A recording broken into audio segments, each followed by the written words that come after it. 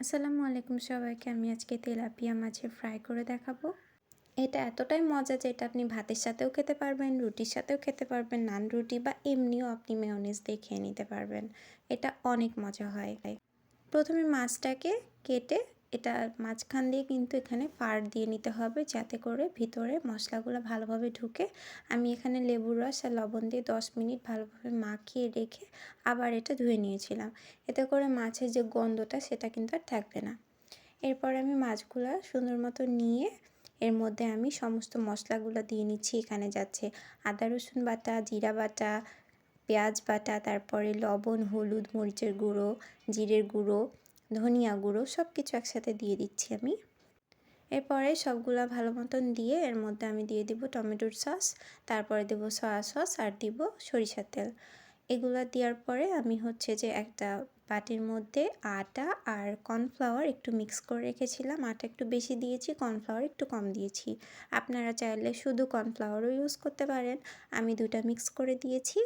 তারপরে সেই দুইটার মিক্সচারও এর মধ্যে আমি দিয়ে দিব। দিয়ে এটা ভালো করে আমি মেখে নেব।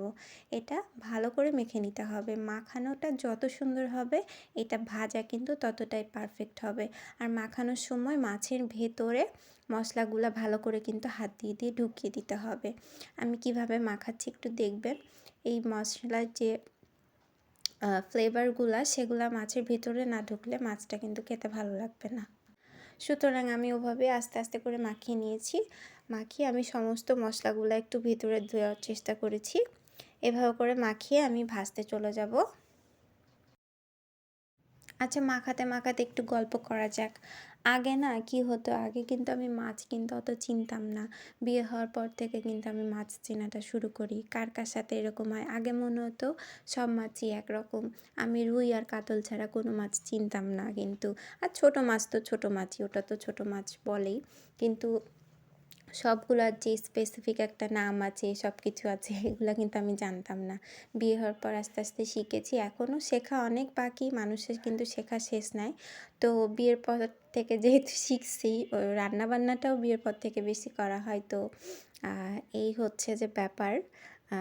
তো কার কার সাথে এরকম হয় জানাবা। আমার এখন মোটামুটি চিনি আমি মাছ টাছ। তো এখানে আমি তেলের মধ্যে ছেড়ে দিয়েছি। তেলটা অবশ্যই গরম করে নিতে হবে। দিয়ে আস্তে আস্তে কিন্তু এটা লো টু মিডিয়াম আঁচে ভেজে নিতে হবে। এটা কিন্তু জোরে ভাজলে মশলাগুলো সব পুড়ে যাবে।